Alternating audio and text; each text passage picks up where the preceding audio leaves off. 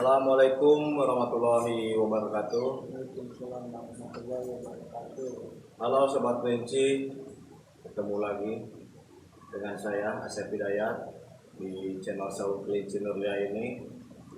Sesuai janji saya pada pembahasan sebelumnya bahwa saya akan membahas tentang pakan dan nutrisi pada kelinci. Telah hadir di samping kiri saya ini seorang pakar dan nutrisi untuk kelinci. Beliau adalah Kang Yusuf Bahtiar yang mempunyai nama FB-nya Asisten Lab. Sobat kelinci bisa add untuk FB-nya bila ingin mengenal lebih dekat dengan Kang Yusuf ini. Baik, pada inti permasalahan yang dimana rekan-rekan selalu bertanya tentang pakan dan nutrisi untuk kelinci. Pada kesempatan ini sudah saya rangkum seluruh pertanyaan dari rekan-rekan yang nanti saya akan tanyakan kepada Kang Yusuf ini. Namun sebelumnya mungkin Kang Yusuf mau memperkenalkan diri, silahkan. Selamat malam, selamat pagi, dan selamat siang mungkin bagi kawan-kawan yang stay di channelnya Saul Kelinci Nurlia. Beberapa pekan yang lalu kita sempat berbicara ataupun teman-teman banyak yang bertanya mengenai pakan kelinci, terutama bagaimana sih pakan yang tepat. Nah, saya di sini sebenarnya prinsip saya bukan memperkenalkan, cuman ya kita sama-sama belajar. Kita sama-sama belajar. Sebenarnya saya juga berat nih, saya bukan pakar gitu. Juga masih, pokoknya kita sama-sama belajar aja. Ya, karena saya sebut pakar, mungkin beliau pernah berkecimpung di bidang pakan gitu ya, Sobat Kelinci, sampai menciptakan sebuah pakan kelinci yang bernama MJ Nabati yang sekarang dikembangkan oleh saudara Ahmad Taib dengan nama Propita. Nah, itulah cikal bakal Propita itu, sebelumnya itu MJ Nabati, dan yang menciptakan ini Kang Yusuf ini. Makanya mungkin saya sebut pakar begitu kan, Ya, karena menghargai ilmu gitu ya. sebenarnya malah saya yang terbalik, belajar ke Kang Taib dan kawan-kawan gitu. Sebenarnya mereka juga, ya kita sama-sama Ya, lah, mungkin sama-sama belajar ya. termasuk di sini juga. Dulu kan trialnya di sini juga gitu. Memang dulu sempat trial di sini Sobat Kelinci. Oke, pada permasalahannya ya, intinya lanjut aja. Saya akan berikan beberapa pertanyaan kepada Kang Yusuf ini. Mungkin yang pertanyaan yang pertama ini Kang, sumber pakan yang baik untuk kelinci itu seperti apa? Nah, sebelum kita menginjak ke sumber pakan, alangkah baiknya kita itu harus kenal sistem pencernanya dulu. Gitu ya. Ya, makanya setiap apapun hewan yang kita pelihara, sebelum kita menentukan pakan, kita harus mengerti dulu hewan yang kita pelihara tuh sistem pencernanya seperti apa sih. Nah, nanti dari situ kita bisa menentukan pakan mana yang cocok nih ke sistem pencernaan tersebut gitu. Nah, di sini kita buka referensinya ya. Nah, di sini hewan itu dibagi menjadi 3, yaitu ruminansia, sistem pencernaannya, terus monogastrik, dan pseudoruminansia. Nah, kelinci itu termasuk yang ketiga itu, pseudoruminansia ya. Itu hewan yang memiliki lambung tunggal dan sederhana. Nah, jadi dia kadang kita disamakan dengan kambing dan sapi. Nah, ternyata kelinci itu beda. Ya.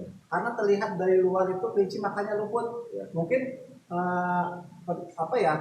Kita mengira bahwa pencernaan kelinci itu sama kayak kambing dan sapi atau hewan yang makan rumput lainnya.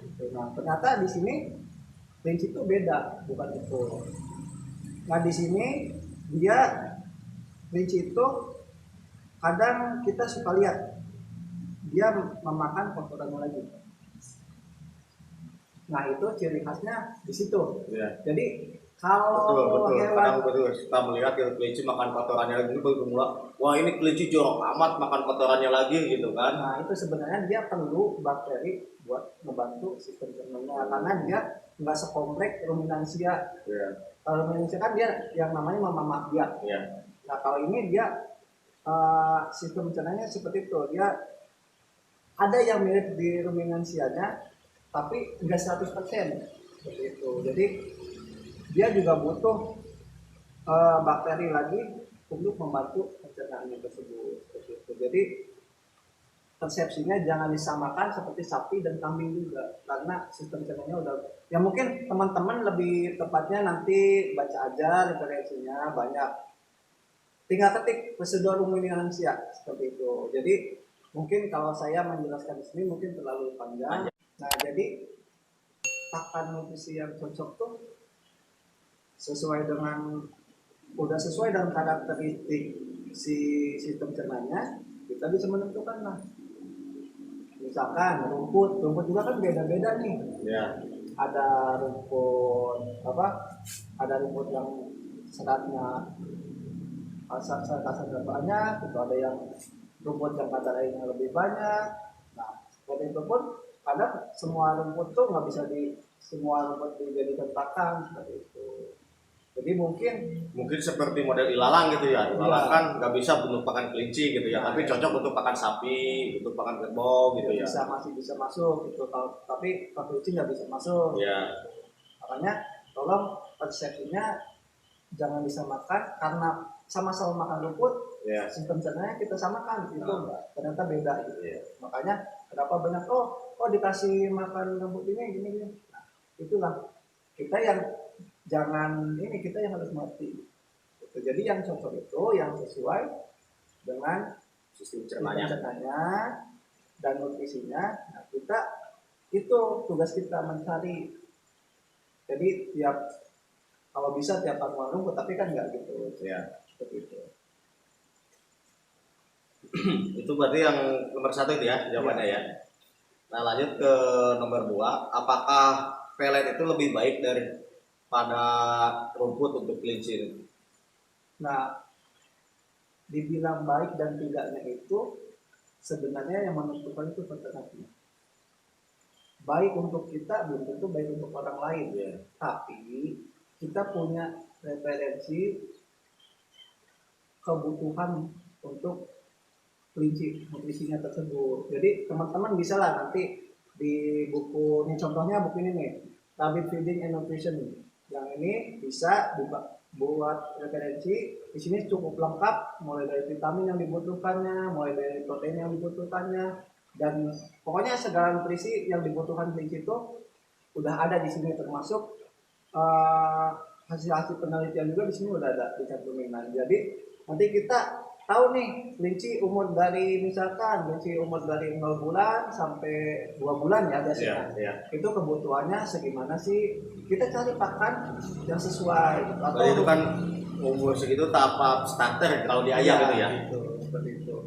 Jadi nanti untuk indukan kebutuhannya segimana. Nah, kita bisa menentukan baik dan tidaknya. Kalau bisa memenuhi kebutuhannya, itu menurut saya itu disebut pakan yang baik atau bagus gitu ya. Ya nggak bisa dibandingkan pelet dan rumput, dibandingkan itu nggak bisa. Rumput mungkin misalkan rumput lapang dibandingkan dengan pelet itu nggak bisa dibandingkan. Kenapa? Karena beda jenisnya, bukan apple to apple perbandingannya. Misalkan rumput lapang dibandingkan dengan rumput yang kita budidayakan, misalkan rumput odot, misalkan rumput alpa atau indigo vera, itu bisa kita bandingkan. Antara rumput lapang sama rumput alpa lebih bagus mana sih? Nah itu bisa untuk perbandingan. Kalau rumput dan pelet, ya kita nggak bisa membandingkan. Kenapa? Saya bicara seperti itu. Karena rumput tuh kandungan nutrisinya dia bukan dirancang, tapi udah kandungan alami yang ada di situ. Setiap rumput pun kandungan nutrisinya beda. Sementara pelet karena dia buatan manusia, jadi nutrisinya bisa dirancang. Iya. Seperti itu. Tapi belum tentu juga yang dirancang bisa 100% memenuhi kebutuhan kelinci tersebut gitu. Jadi kalau mau membandingkan silakan rumput dan rumput, pelet dan pelet. Nah pelet dan pelet juga atau rumput dan rumput juga nggak bisa antara kandang A dan kandang B. Jadi kalau untuk membandingkan pakan kita harus punya, kalau kita mau meneliti sederhana lah di kandang gitu. Jadi membuat perbandingan, bukan penelitian, membuat perbandingan pakan yang cocok untuk kita. Misalkan kita punya 3 jenis rumput, kodok, alfa-alfa, indigo vera. Ya. Satu kandang, satu jenis Tapi klincinya. mungkin indigo vera bukan rumput kayak. Ya. Maksudnya hijauan yang kita pakai lah. Ya. Hijauan yang kita pakai. Jadi antara 3 jenis hijauan itu kita bandingkan di satu kandang kita, terusnya kelinci punya kita, perlakuannya sama dengan kita, itu baru bisa dibandingkan. Mungkin di sini pertanyaannya hijauan ya, bukan rumput gitu ya. Gitu. Ya maaf saya koreksi, hijauan dengan pelet gitu ya. Ya, jadi misalkan kita di perbandingannya beda kandang juga, itu sebenarnya udah nggak valid. Soalnya perlakuannya juga pasti beda. Iya. Bisa pelet juga sama seperti itu. Kalau kita mau membandingkan pelet, silakan pelet A, B, C, satu kandang, satu jenis kelincinya, perlakuannya sama. Pokoknya dari mulai kandangnya tempatnya sama, cuman peletnya aja yang beda-beda, itu bisa dibandingkan. Minumnya sama gitu ya. Jadi nanti bisa, oh ternyata pelet A lebih bagus, pelet B lebih bagus, pelet C lebih bagus, itu karena perlakuannya sama. Kalau antar kandang, apalagi yang satu di Subang, misalkan yang satu di Sumedang, atau yang satu di Tangerang, itu malah beda-beda. Lingkungan juga pengaruh juga ya. Untuk menentukan bagus dan tidaknya, ya menurut saya pakan yang bisa memenuhi kebutuhan nutrisi kelinci tersebut. Misalkan kita udah punya rumput, racikan rumput kita, rumput A, B, C, kita satuin. Nah ternyata kebutuhan nutrisinya udah terpenuhi dengan rumput itu, ya itu tidak bisa dibilang jelek. Parameternya ya seperti itu, kelinci sehat, beranak pinak. Seperti itu. Beranak pinak sampai panen juga bisa menghasilkan, ya itu bagus. Beranak pinak, anaknya bisa jadikan dewasa lagi, jadi indukan gitu ya. Nah, itu disebut pakan yang bagus tuh yang bisa menjamin kehidupan kelincinya, memenuhi nutrisinya, itu udah bagus. Bukan karena pelet dan hijauan, enggak seperti itu. Jadi kita nggak usah terlalu fanatik, oh pelet ini bagus gitu kan. Ini rumput ini pakan ini yang lebih bagus, mas hijauan ini yang lebih bagus, berarti nggak bisa gitu ya. Nah seperti itu ya, nggak bisa membandingkan baik dan tidak baiknya pakan itu karena seperti itu, Pak. Ya berarti selama pakan itu cocok, kelinci sehat, bisa berkembang biak, berarti pakan itu udah dianggap bagus. Baik berarti hijauan maupun pelet, berarti itu kalau bagus juga ya selama kelincinya sehat dan bisa berkembang biak. Ya, yang penting memenuhi kebutuhan nutrisi. Ya. Lanjut ke pertanyaan yang ketiga nih Kang. Nutrisi untuk breeding yang baik gitu. Nutrisi untuk breeding berarti untuk beternak nih gitu. Kelinci beternakan gitu yang baik itu yang bagaimana? Nah, untuk di breeding itu di sini ada nih mulai di sini ada growth atau pertumbuhan, maintenance dan laktasi. Nah, itu di sini kebutuhannya ada vitamin, ada asam amino dan lain-lainnya. Di sini mungkin kalau teman-teman bisa ada sih download di sini yang edit breeding and nutrition ini. Mungkin bisa disebut aja dulu di sini yang untuk breedingnya itu. Nah untuk breedingnya secara garis besarnya itu di kisaran mungkin untuk proteinnya, gitu, kalsium. Di sini tidak kurang dari 14%. Oh, berarti kalau misalnya lebih dari 14% berarti tidak cocok juga ya untuk kurang cocok gitu untuk breeding ini. Nah, kadang gini juga sih. Kadang nilai nutrisi itu dicantumin lebih besar. Kenapa lebih besar? Karena penyerapan itu kan enggak. Iya. Jadi minimal tuh 14%. Oh iya. Dari kepakan tuh dia bisa lanjut tadi protein selanjutnya. Protein terusnya. Nah ini syarat kasarnya yang di breeding ya berarti indukan ya. Iya, kita masuk indukan. Berarti antara maintenance sama laktasi kita untuk syarat kasarnya dia di 12% dan untuk menyusui dia di 17%. Malah Lebih besar untuk yang menyusui ya. Iya. Nah, terus kebutuhan lemaknya ini tidak boleh kurang dari 2%. Nah, dan Berarti kalau lain-lainnya berbeda juga ya jelek, ada istilah mungkin kelinci bajir gitu ya, bisa menyebabkan iya, gitu kali ya, gitu. kelebihan lemak itu. Di sini juga sebenarnya banyak sih referensi ataupun teman-teman mungkin dapat referensi yang lain juga. Soalnya ini rata-rata kelincinya perlakuannya di luar gitu Dibanding kita gitu ya. Mungkin teman-teman boleh dari jurnal-jurnal teman-teman apa adik-adik di peternakan ataupun nanti tenaga di peternakan itu lebih bisa dipakai. Soalnya iklimnya ininya ya udah ada di Indonesia lagi. Ya.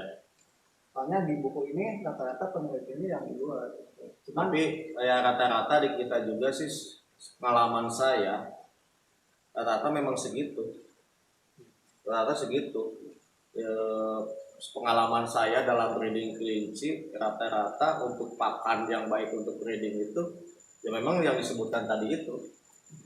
malah di sini kadang kan, oh ini seratnya kayaknya kok sampai 17 gitu. Tapi emang harusnya itu menurut saya lebih seratnya lebih tinggi itu lebih bagus. Tapi serat yang bisa dicerna. Nah di sini ada nih ya, referensi yang lainnya.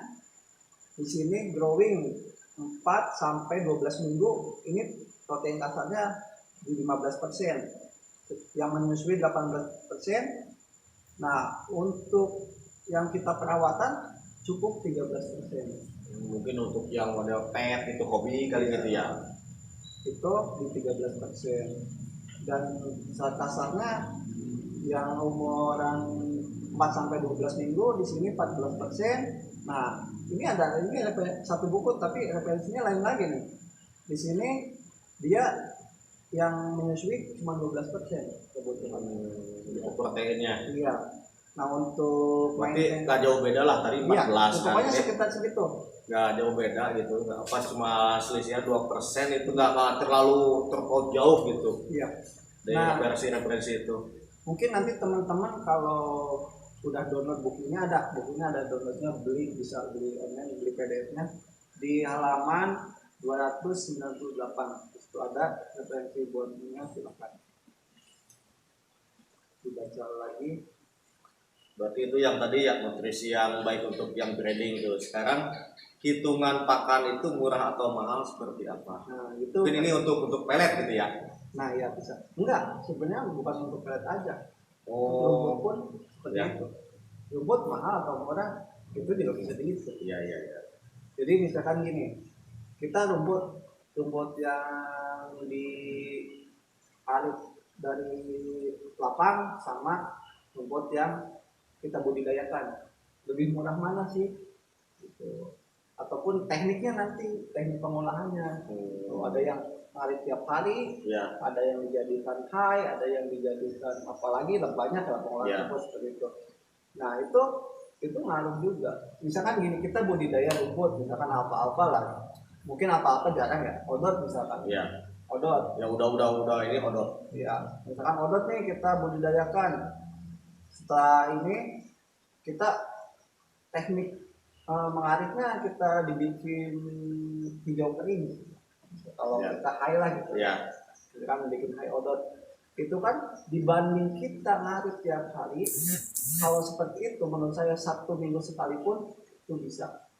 Jadi kita efisiensi waktu. Iya. Jadi misalkan nih yang bagi yang kerja nih hari Minggu, Ya. kita bisa buat ngarit nih, keringin, Ya. simpen buat 1 minggu. Dibandingin sama ngarit tiap hari, itu waktu kerja kita tuh kalau dibayar berapa? Nah itu lebih murah mana sih ngarit seminggu sekali sama ngarit tiap hari? Berapa jam waktunya? Kita mau dibayar berapa 1 jamnya? Nah itu untuk hitung harga rumput seperti itu. Ya. Waktu kita sekian jam kalau untuk kerja itu dapat uang berapa? Seperti itu. Nah di pelet juga, kenapa saya membeda-bedakan antara growing, lactation, terusnya maintenance? Itu kan kebutuhannya di sini beda-beda.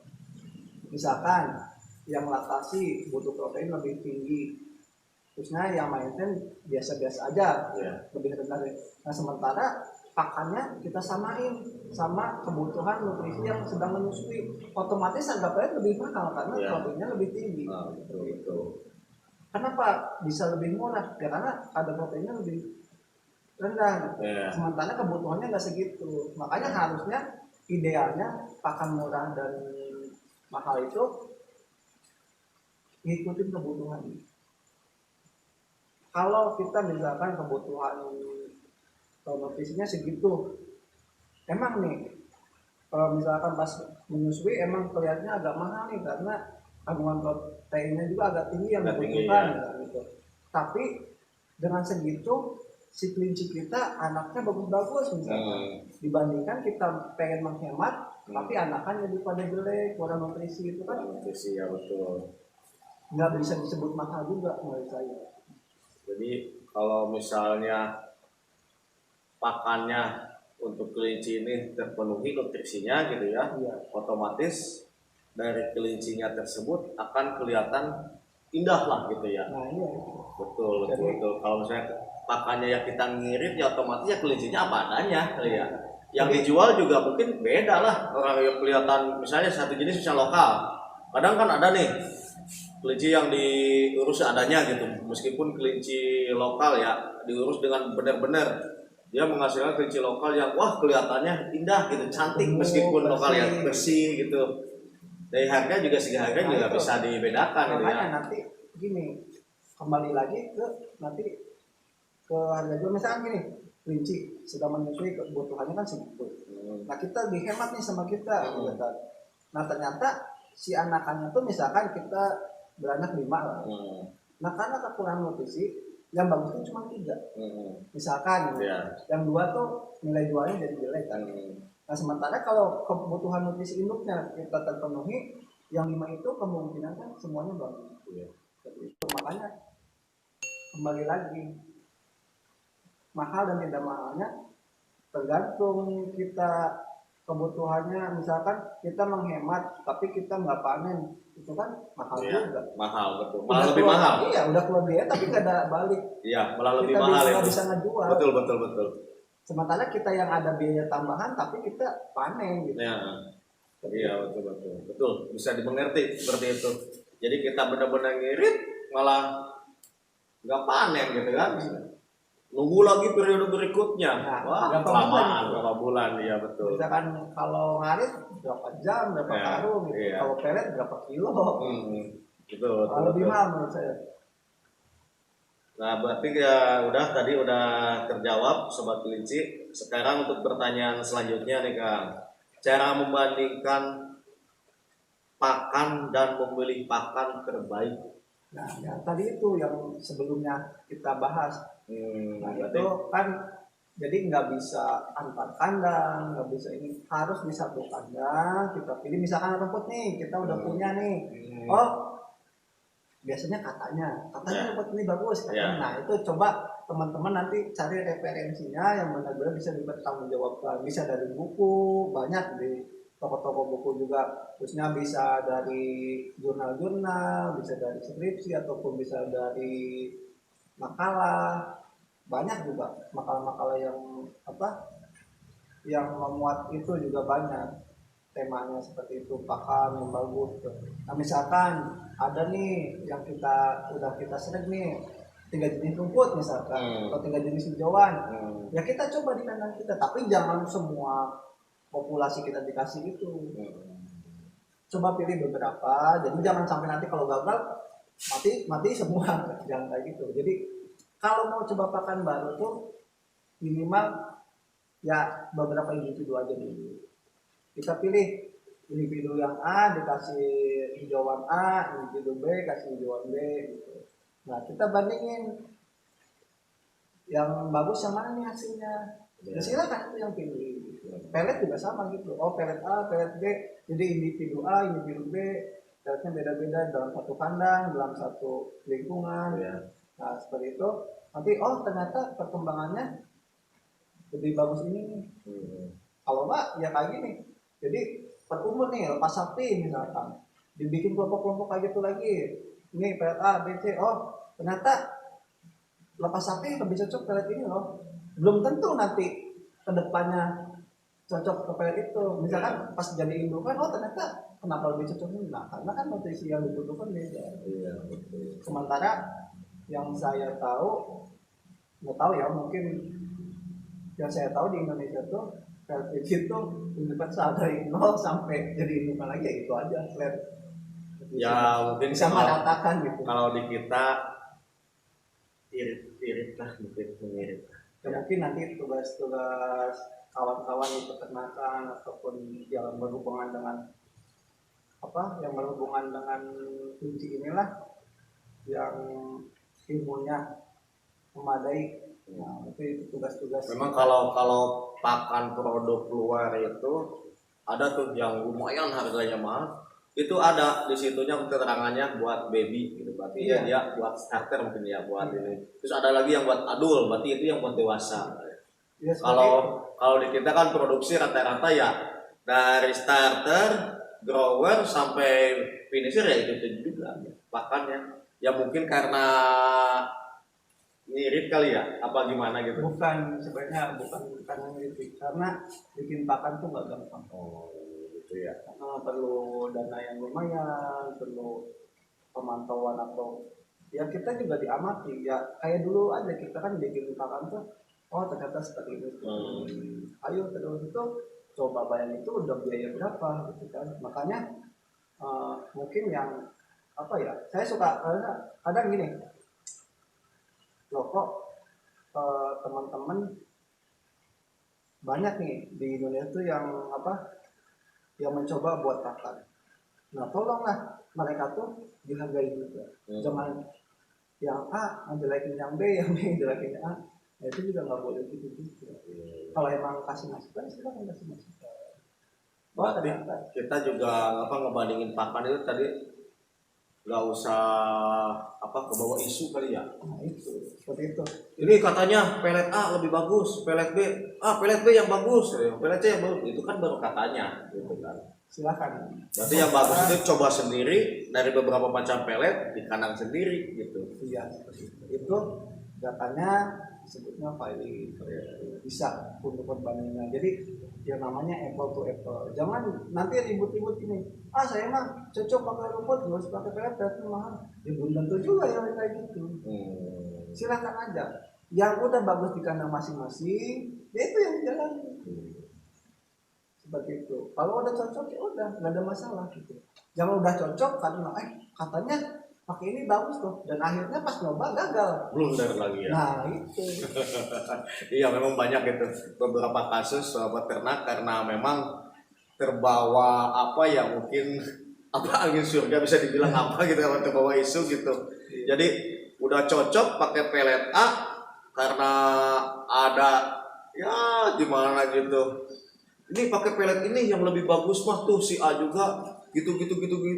Akhirnya dia mencoba ternyata blunder. Berarti memang tergantung dari kitanya juga kali ya, pemelihara kita juga. Kalau memang kita udah cocok, merasa kelinci kita perlakuannya begitu sama pakan ini udah cocok, ya udah berarti pakan itu aja gitu ya. Iya seperti itu. Jadi cocok terusnya. Jadi gini, cocok ke kelincinya, cocok ke peternaknya. Jangan sampai cocok ke kelincinya tapi susah didapatnya ya. Jangan juga. Jangan maksakan. Yang ada yang cocok itu silakan. Baik, ini pertanyaan yang terakhir nih Kang. Pengaruh lingkungan dan pakan terhadap kelinci. Nah, pengaruh lingkungan dan pakan ya. Pakan itu ya termasuk ke lingkungan juga. Jadi kelinci itu penampilannya, rumusnya penampilan sama dengan lingkungan plus genetik. Jadi di antara dua faktor itu lingkungan dan genetik itu menentukan penampilan kuncinya. Ataupun kalau di SOP performanya lah. Iya, performa betul. Jadi misalkan kita punya kunci dengan genetiknya bagus, tapi lingkungannya jelek. Misalkan pakannya jelek, terusnya kandangnya jelek, atau ya pokoknya dia lingkungannya tuh tidak mendukung dia berkembang dengan baik. Iya. Jadi nanti penampilannya juga yang dihasilkan yang nggak sesempurna seharusnya. Dengan genetik yang bagus harusnya penampilannya bagus, karena lingkungannya jelek kurang Ya. mendukung dia berkembang, ya penampilannya akhirnya kurang bagus juga. Ya, Beda lagi, ada Ya. lagi gimana? dia genetik biasa aja, tapi karena lingkungannya bagus, pakannya bagus, perawatannya bagus, kandangnya bersih gitu. Dari genetik yang biasa aja penampilannya bisa bagus juga, bahkan lebih bagus dari yang misalkan genetik yang bagus dengan lingkungan yang jelek. Berarti semua itu harus berpadu ya. Nah, ya gitu. Berarti semua itu harus berpadu ya, pakan bagus, lingkungan bagus, genetik bagus, kelinci top. Nah, Ya. itu makanya kalau kedua-duanya kita punya, wah itu ya ini buktinya. Begitu. Kayak saya tahu di sini di kandang SKM ini ada kendala, misalkan di lingkungannya suhunya terlalu panas, diakalin gimana nih biar nggak panas gitu kan.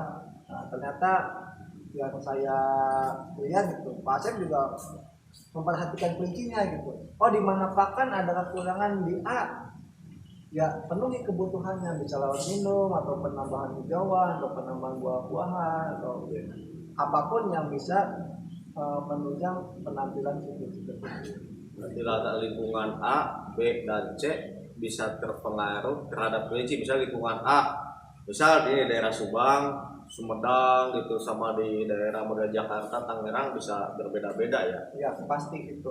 Walaupun misalkan gini, nah itu yang nyambung lagi ke yang pertanyaan sebelumnya. Pakan yang bagus saya mah bagus pakai ini. Nah itu bisa jadi misalkan gini, di daerah Sumedang misalkan sama di daerah Subang yang panas, pakan A di Sumedang bagus, pakan A di Subang ternyata kurang bagus. Nah itu dari pengaruh cuaca juga ngaruh. Iya. Makanya saya yang di Pantura di sana lebih panas dari yang di Subang kota kan. Iya. Nah, kebutuhan pakan tuh lebih banyak, energinya pasti lebih di sana gitu. Lebih membutuhkan energi yang lebih daripada di Subang kota ataupun di Ciater, apalagi lebih dingin. Kalau di sana pasti di pakan tuh butuh energi yang lebih dari tempat dingin, tempat panas seperti itu.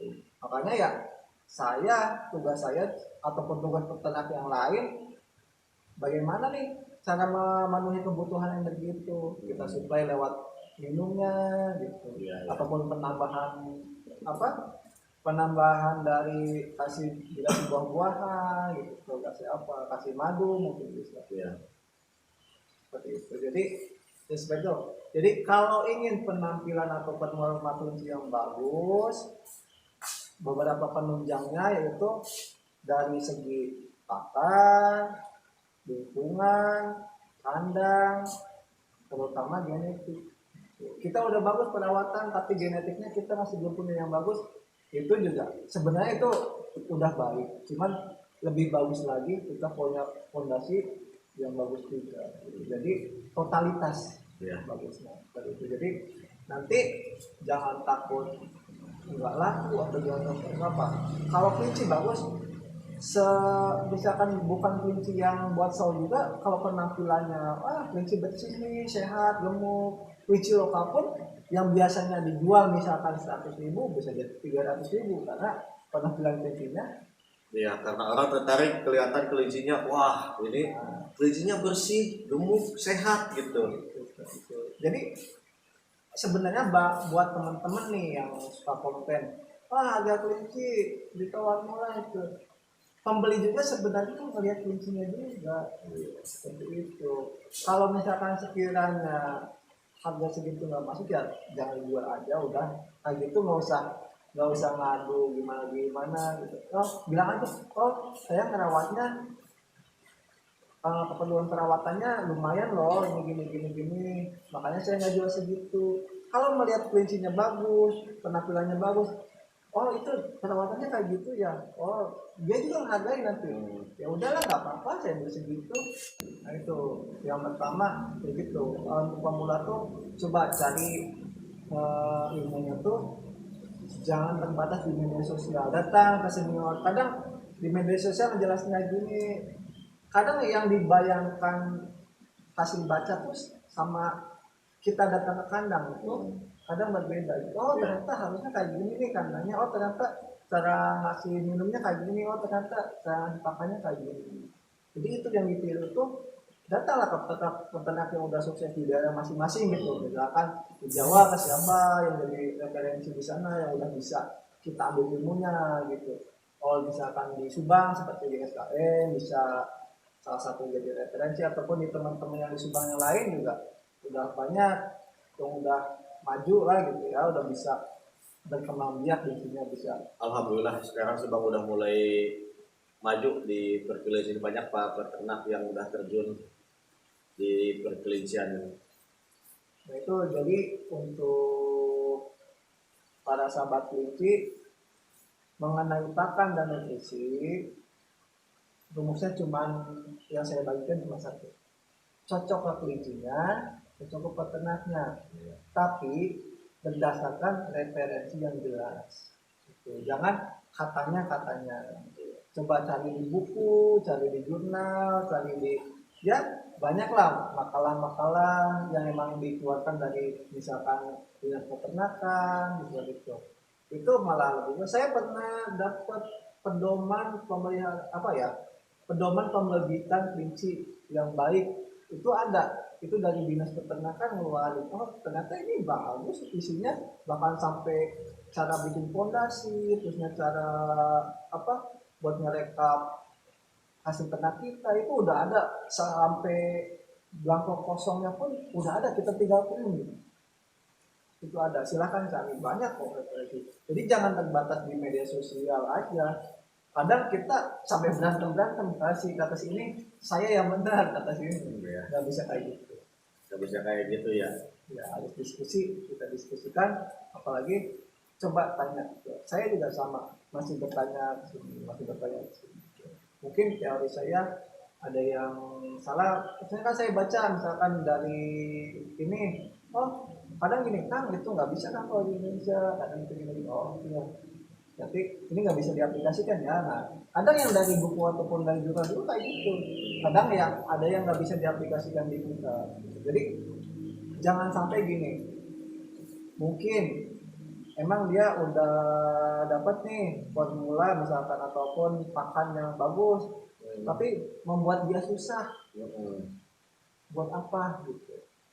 Misalkan pekerja nih, oh udahlah saya dari rumput juga udah bisa kelinci hidup berkembang. Nah cuman dia pengen menghemat nih, solusinya dia kerja sendiri, itu juga nggak mungkin. Carilah pekerja yang bisa dari rumputnya, kita bayar ataupun kita ganti dengan pelet supaya dia bisa waktunya lebih singkat mengurus kelinci-nya gitu ya.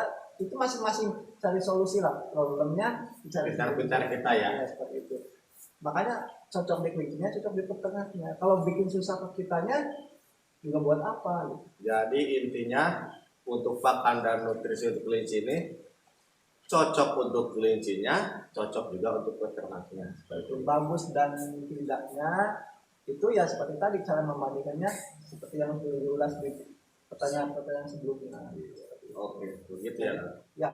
Oke Kak, berarti cukup sekian ya pembahasan kita kali ini tentang pakan dan nutrisi sobat kelinci. Kalau misalnya ada yang ingin ditanyakan, boleh nanti tulis aja di kolom komentar atau bisa langsung bertanya kepada Kang Yusuf. Nanti nomor WA-nya saya sertakan di sini. Boleh ya Kang ya? Boleh. Oke.